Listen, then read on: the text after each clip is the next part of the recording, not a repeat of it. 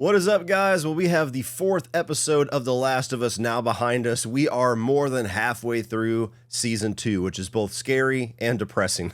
But this was an episode that was damn good. You know, we feel like we were on this path so far with Season 2 where we get like a slow burn episode, then we get an action-packed episode, then we get a slow burn episode, then we get an action-packed episode. So, Day 1, which is the title of this one, which is kind of a reference to how they break up the chapters in the actual video game. There's Seattle Day 1, Seattle Day 2, things along that side. And now that we're finally in Seattle, now that the story is pretty much entirely focused on Ellie and Dina and their adventure going towards Abby and her group, we're really now starting to get into the meat of the story that is The Last of Us Part 2. The first 3 episodes really feel like it was all the build-up to what the actual story of the game is. And so for the next 4 episodes, and then presumably all of Season 3, is really where we're going to get into the meat of what all of us that actually really love The Last of Us Part 2 love about it. And there was so much in this episode that I really enjoyed. You know, there were certain sequences here that I absolutely loved being translated from the games, even some things, how they switched up and reordered things I really like. There were a few things that I absolutely did not. There were some things in this episode that I think is the thing that I dislike the most out of the 4 episodes that we've gotten so far as writing, but I'll get to all of that. 90% of this one, though, I really enjoyed. So this episode kicks off with a backstory on Isaac's introduction, basically, his origin story as the leader of the WLF. He's played by Jeffrey Wright, who is the guy who did the voice work and I believe even the motion capture for the video game, so it was awesome to see them cast him as Isaac in the actual show because I just love him as an actor. Ever since Shaft with Peoples Hernandez, I have always loved Jeffrey Wright. Everything that he's in, he makes better.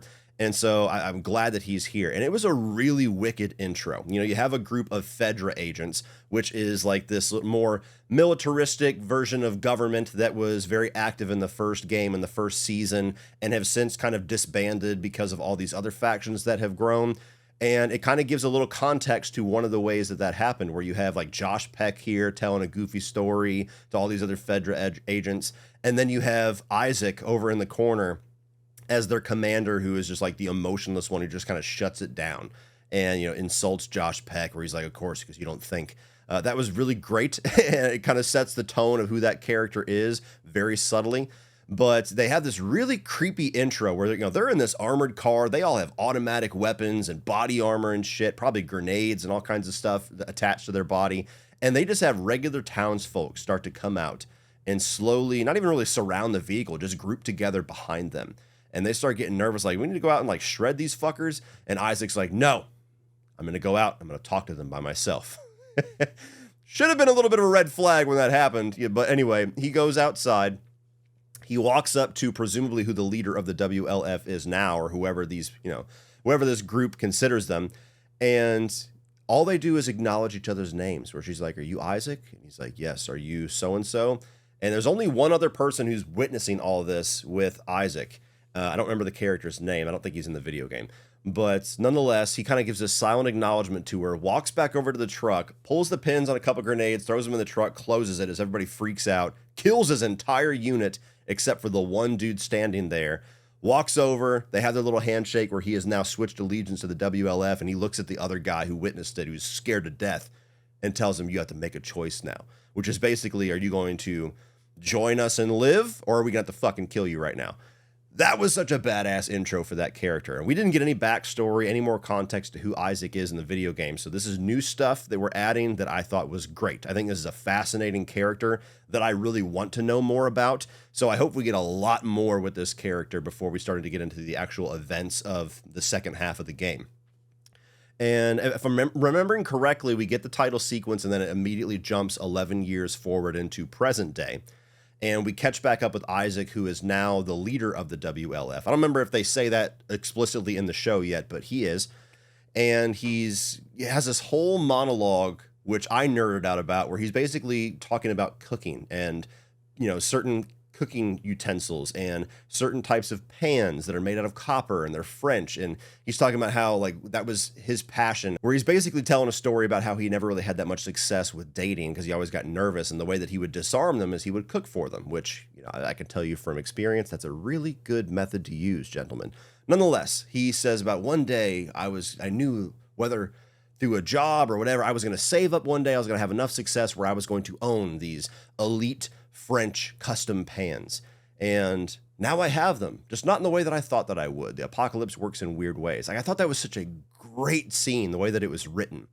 And he's going on about conductivity and heat retention and things that are important in actual cooking. And then he immediately shifts it to, yeah, it's copper. You know, it's more conductive. It heats up very fast, but it doesn't have the heat retention of something like cast iron. So it doesn't work as well for torturing. And I was like, oh, just switch it on a fucking dime. We're not talking about heat retention for, you know, cooking eggs or having carryover cooking. We're talking about fucking somebody up with these pans.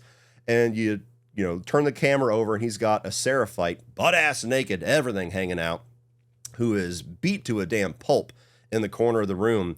And he's heating up this pan. He's going to torture him for information. And it was a wicked scene, not only because of the way that they disarm you with talking about cooking and then immediately transition to something much darker, but the way that it really expresses how devout these Seraphites are to their god, to, you know, their martyr, the woman that you're going to see probably in a lot more graffiti, and that maybe they'll explore who this character is a little bit more. In the video game, you just find out in notes, and you'll see graffiti and stuff. And, you know, they're the people who are going to sit there and they will willingly be tortured for hours, days, weeks, and they're not going to give up because they believe in something higher than what the WLF believes in. WLF is very militaristic, and Seraphites are very cultish. And so you get some violence there where he's, you know, burning off skin on his hands. And I love the dialogue exchange between them, where it really fleshes out the core of this conflict between the wolves and the scars, where, you know, he's like, we trained you murdered our children. Well, we murdered your children because you trained them to kill us. Well, we trained them to kill you because you've killed us, because you broke the truce. Well, we broke the truce because you broke the truce. I'm not doing this chicken and egg bullshit with you. Like, I loved that. And so that was a great way to follow up some of the scenes that we got in episode 3 with how the WLF just brutally wasted an entire group of scars, including a child, which really I had concerns about, and I'll get more into that later on. But this scene, as he's torturing this guy and he gets more and more angry, he's like lets out like this very aggravated tone, and he goes back over to set the pan back on the stove, letting him know he's not going to stop. And as soon as he turns around, the scar has his next hand out ready to be burned again. And that was so fucking wicked, because basically in that moment, he's like, go ahead, you can torture me all day long. You're not going to get what you want. And the way that Isaac just saw his hand up, and it just immediately was like, okay, and just pulls out his gun and takes him out, because he's like, this is a waste of fucking time. That was crazy as a scene. So those two scenes back to back with Isaac, I fucking loved. They were very, very cool as far as fleshing out that character and really making me like salivate for a lot more Jeffrey Wright. Fucking love that guy. Really quick, guys, I want to interject to let you know that I do have a merch store. This is one of the many designs that I have available and the many different types of apparel you can put it on. I've got about 5 or 6 designs right now. You can do t-shirts, hoodies, tank tops. You can do trucker hats. I've got stickers and mugs, and I have more designs to come that are a little bit more female-centric. But if you weren't aware, if you forgot, I do have a merch store. Just go to codyleach.store. You can also look down below in the video description and preview a couple of selected items there that'll take you right to the website. But if you enjoy this channel, you want to have some Cody Leach swag, or just want to have a cool way to give back to this channel and financially help what I do, that's one of the best ways to do it. So thank you so much for checking it out.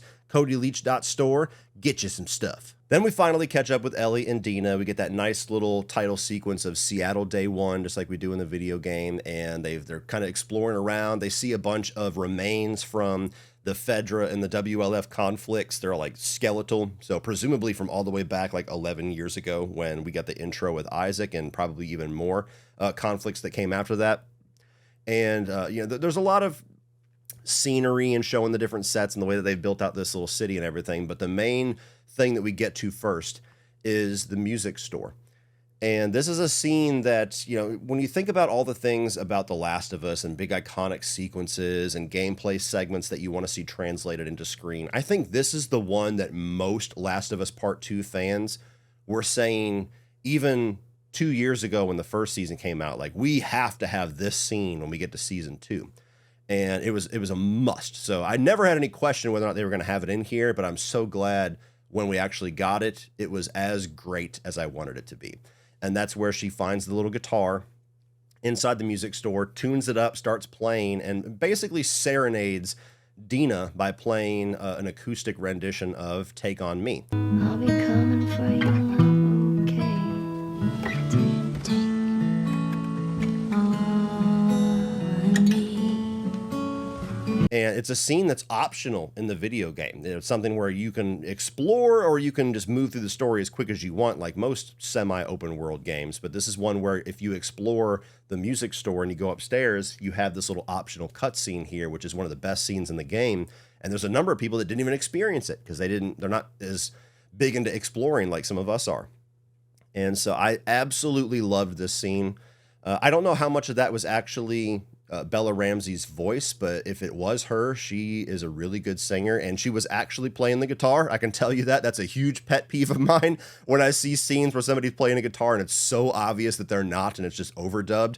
She actually was playing it, so I tend to believe that was probably her singing, and I thought she did a really good job, and the way that Dina reacts in the scene's a lot more emotional than in the video game. I absolutely loved this moment. I don't know what I'm to say, I'll say it anyway. And so far, it's one of my favorite moments of season 2 so far. So that was a must-have, and they absolutely delivered on that.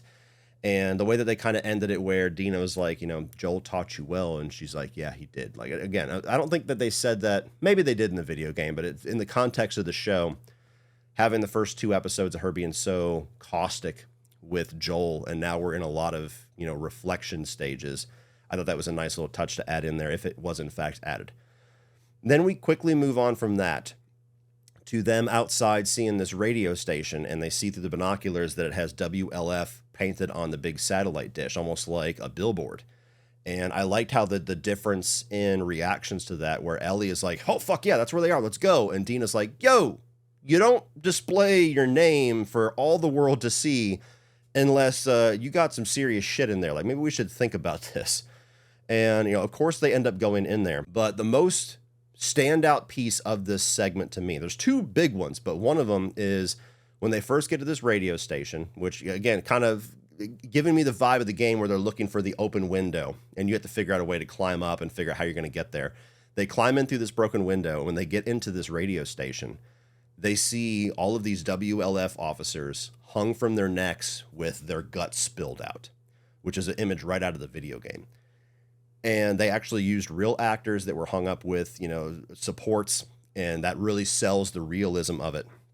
But even more so, their reaction to this and seeing the bow and arrows and seeing this certain evidence of who did this, which is a blood trail and then somebody painting with blood the symbol of the Seraphites and then writing "Feel Her Love" with blood. Ellie's like, these are the people that we just saw get slaughtered in the woods that the WLF killed. And that moment right there completely changes my tune on how they introduce the Seraphites in episode 3.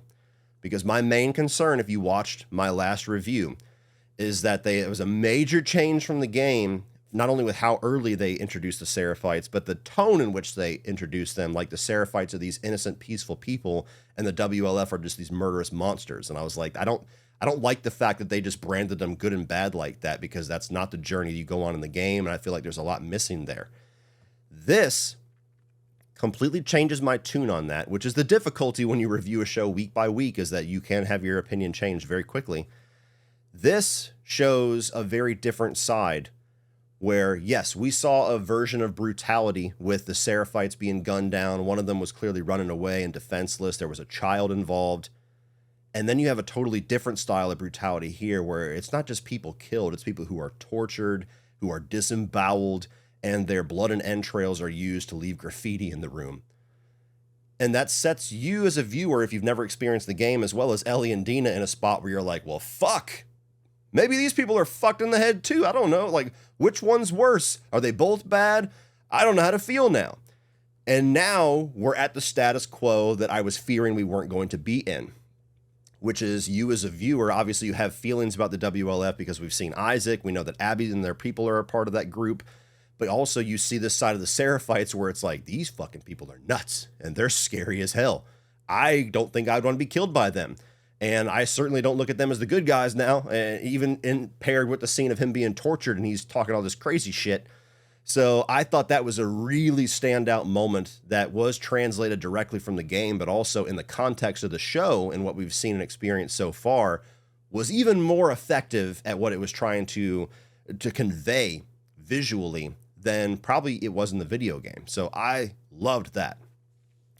And then one of the things that started here that ended up being one of my biggest standout thoughts about this episode is that you have the WLF officers that are checking this place out, and Dina and Ellie have to fucking scramble and get behind cover as they come in, and they discover the room, and they start fanning out, trying to find if anybody's there. This is the segment, as well as everything that's about to follow, that is directly translating actual gameplay into the visual medium. You know, we get a lot of story, we get a lot of visuals, we get all the character moments that are translated very well in this show.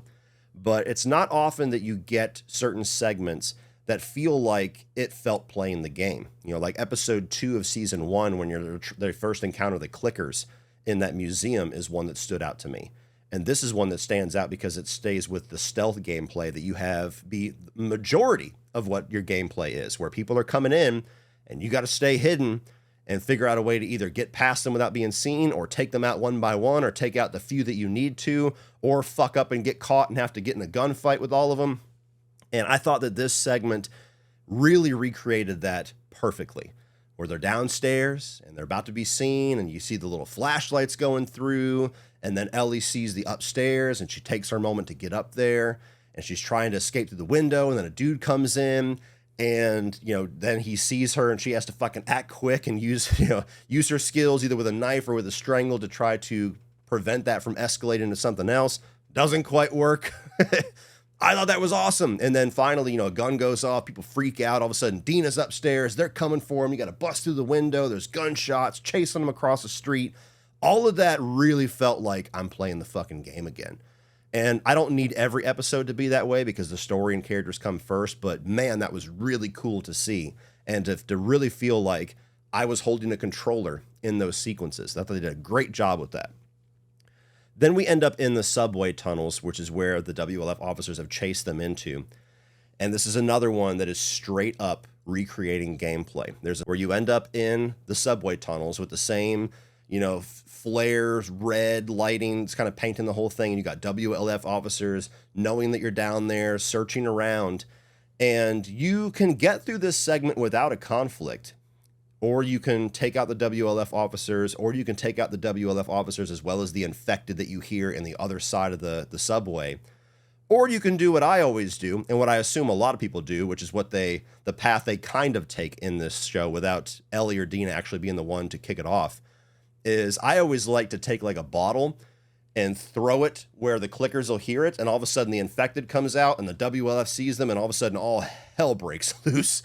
And that's basically the sequence we get here, where they're just like, fuck, they're barrowed down, and all of a sudden it's gunfights, and it's a huge horde, and there's clickers, and there's runners, and it's just chaos and death.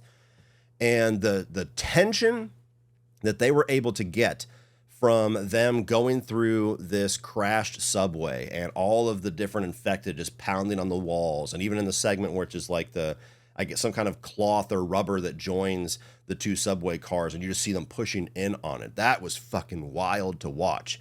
And eventually getting to a spot where, you know, they've gotten enough ground away from the infected, and, you know, there's a lot of shooting involved where they can't get a door open, and they're just taking them out left and right as they're getting closer and closer and closer.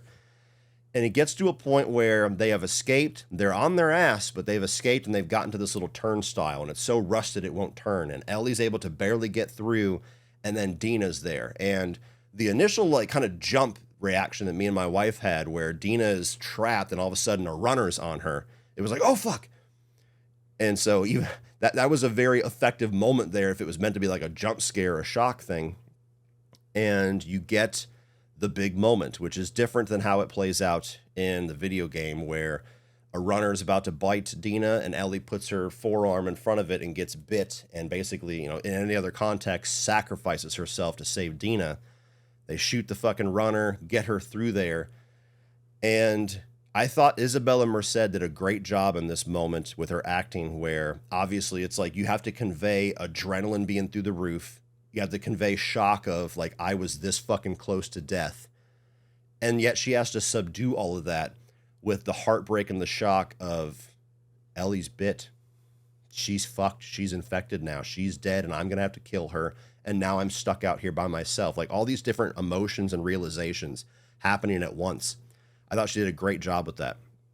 And Ellie being so used to not even having that be a part of her psyche or a part of her fear of getting infected because she's been immune for so long, doesn't even like register it until 5 minutes later, which was also great the way that they executed that. So they're running away. They go across the street. The only thing was a little odd, which, again, you kind of have to forgive certain things for logic in TV and movies sometimes, was the subway being so close to the movie theater, because it's like, okay, there's an entire horde that's literally down the street. And if they just bust through that turnstile, then they're going to be on our ass right here and we're fucked. Nonetheless, forgive that. They make it to the theater, which is a big setting in the game. It's kind of like your home base to a certain degree. They get inside, and Ellie is still like in barricade mode. She's like, this is fun. We can hold up here. We can do this. And she turns around and sees Dina holding a gun on her. And it like takes her a second to realize like, oh, fuck. Yeah, you don't know, do you?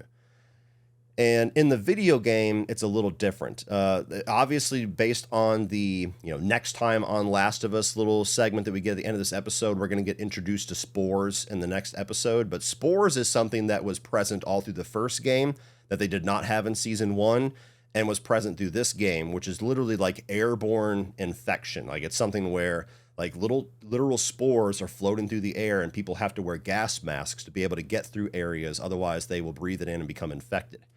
And it's a major piece of the video games. And in the video game, they have that same subway sequence, but Ellie gets knocked over and her mask gets cracked, and Dina freaks the fuck out and tries to give her mask, and Ellie's like, no, I'm good, I'm immune. Don't give it to me. Keep it on. I'm immune. And that's how she discovers it, which I'm not going to say whether I prefer one or the other. They're just very different. I think they're both executed very well. One of them, it's a little more believable that Dina doesn't get to react to it right away because they're in the middle of a very tense situation. It's like, fuck, okay, I guess you're immune. We'll talk about this later. Here, it's much more of an emotional reaction. And she's holding a gun on Ellie. She's not believing her at first. She's like, don't make this harder than it needs to be. And Ellie professes to her, like, please don't fucking shoot me. I'm immune. I'm not shaking. It's not like nothing's going on here. Like, I'm going to go over here. I'm going to bandage my shit up. I'm going to lay down. You can keep the gun on me all night. And if I fucking twitch, go ahead and do it. But I guarantee you I'm going to wake up and be fine. And that basically happened. She, passes out, sleeps for however long. Dina's got a flashlight and a gun on her. And this is, well, okay, I'll hold off for a second. So she wakes up.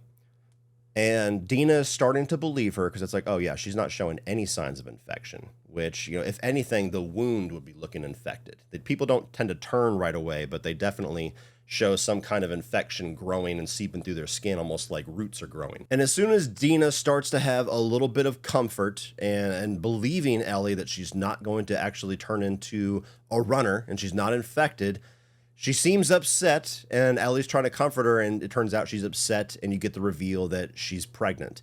And she just says it out loud. She says, Ellie, I'm pregnant. And then she drops the gun and just starts making out with her. And then we get basically our sex scene between these two characters, which is it's definitely a little bit more graphic than we got in the video game. Not that it shows a lot, but this is kind of our catch-up point to what happened in the video game way back in the Eugene's weed store, where like I think I talked about it in episode 2, where Ellie and Jesse are in this little weed store, and then you got the tent scene in episode 3 where they start to talk about certain things. All of that happens very early on in the game, where very clearly they made out, got naked, some things happened.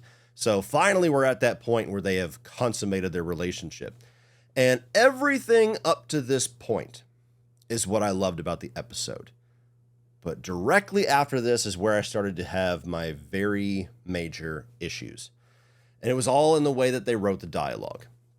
So they have their sex scene. They wake up in the morning. They're all cutesy with each other and kissing. They got to have some beef jerky to get rid of their morning breath. All that stuff's good. But as soon as they start talking about what happened last night, I had a big issue with the way that the dialogue was written here. And I don't know how much of that is just comparison to the game and how much of that is just in general. Like, even if I was watching this show fresh with no video game knowledge, if I would have the same issues. But I feel like a lot of missed opportunities were made here, and some very awkward ways to convey certain things were done here, where Dina never really reacts much to her being immune. Like, that's a major fucking thing. Like, we've been in this state of the world for decades. Nobody in the entire fucking planet, as far as we know, aside from Joel, the people that have died, and I think also Tommy, even know that there is anybody that is immune, that that's even a possibility. And yet Dina gets this information. Obviously, she's emotional for a number of reasons. They fuck, and then after she has her little post-nut clarity, maybe that's just a guy thing, I don't know. But after she has her little clarity, she never brings it up. It's never a point of discussion of like, okay. She asks like, is that the first time you got bit with a tattoo? But that's as far as the discussion goes. It's not like, when were you bit? How long have you been immune? Who the fuck knows? Like, what's going on? Like, there's so much other information that should come out of that. And the fact that she never asked was very odd and peculiar to me. And all the more focus was given to Dina's pregnancy as if that was the bigger bombshell. And it's like, what the fuck? Are you kidding me? Like, obviously that's a lot of info. There, on the scale of what the fuck, that's down here. Immunity is at the top. So I thought it was so strange that Dina nor Ellie really talked any more about her immunity. They just kind of skated past it. And maybe they'll talk about it more in the next episode. Again, when you watch week to week and you review week to week, this is the problem you have.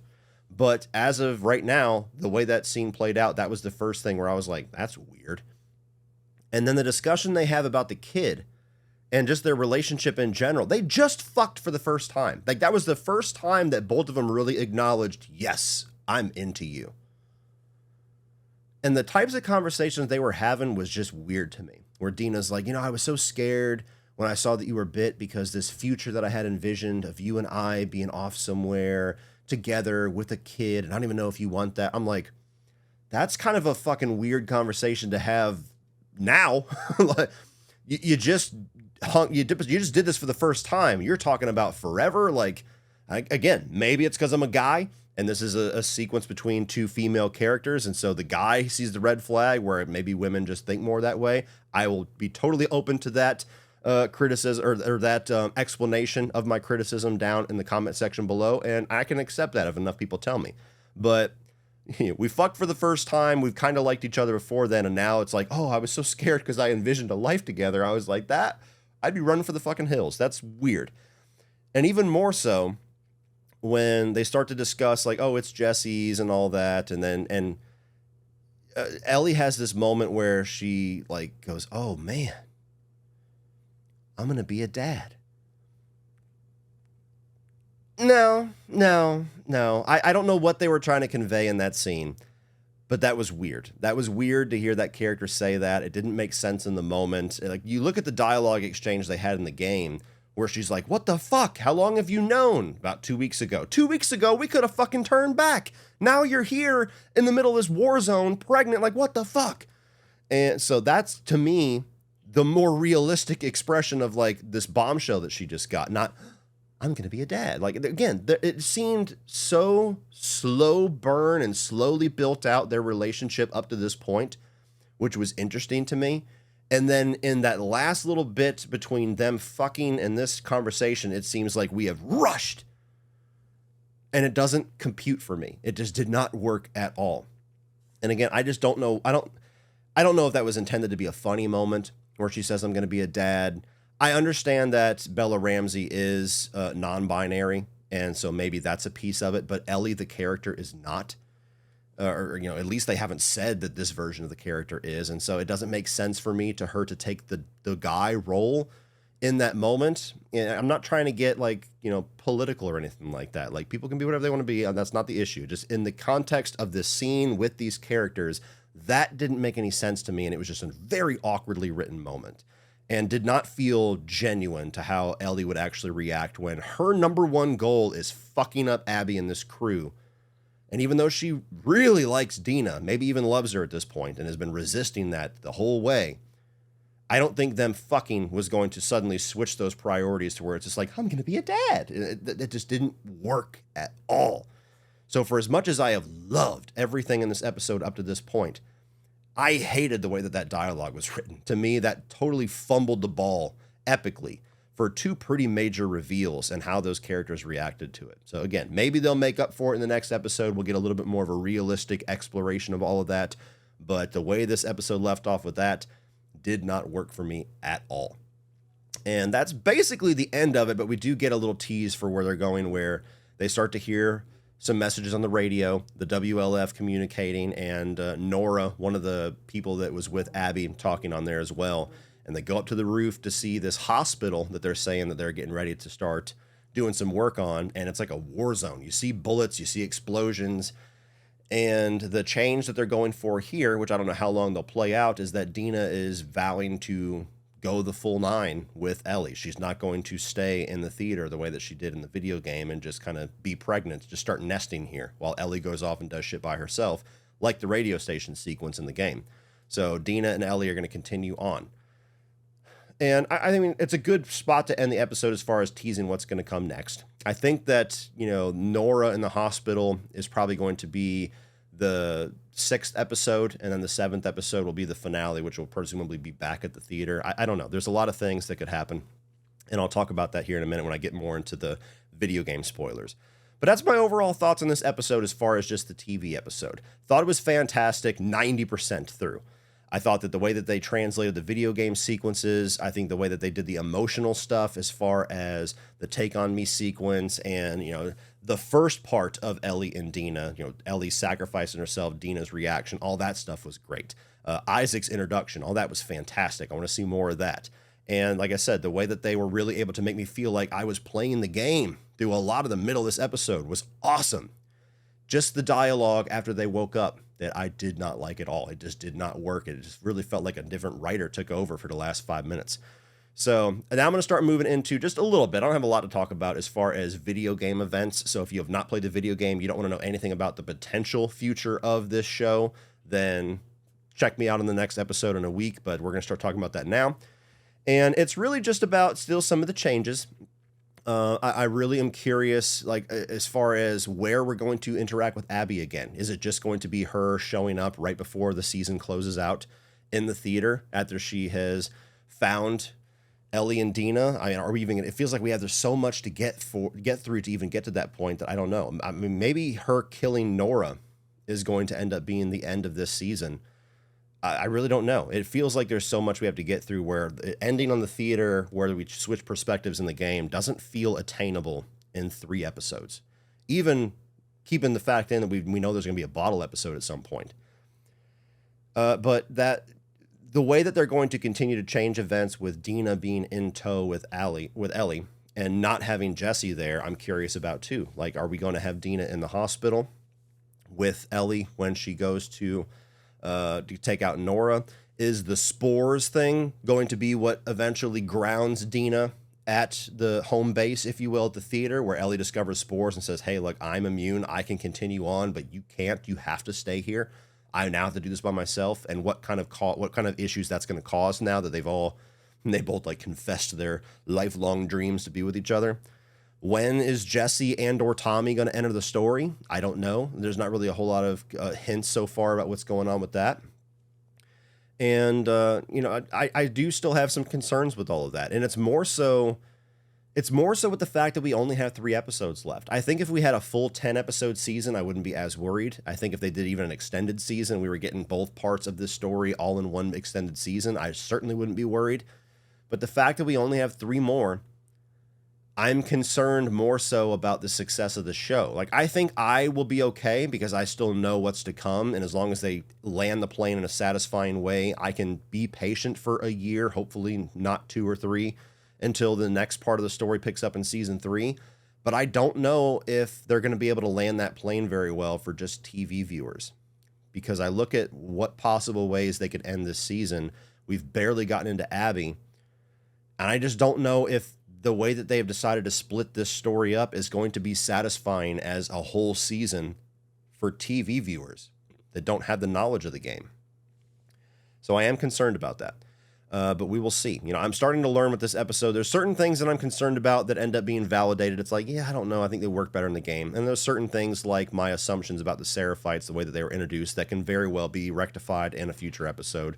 And there's a few of the things like that in this episode, like the Ellie and Dina stuff, that could end up getting better. But nonetheless, I really love this episode. I think that most of it in here was pretty kick-ass. I just wish that that dialogue exchange would have been better, and I would have been like, hell yeah, that's absolutely perfect television there. But I'm looking forward to the next one. I'm getting nervous about only having 3 episodes left. So you guys let me know what your thoughts are down below. We'll talk about it, and we'll see you in a week when we get episode 5.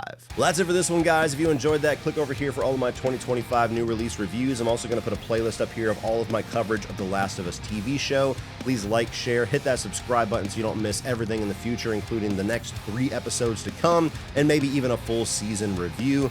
And as always, remember, opinions are like assholes, but that doesn't mean you have to be.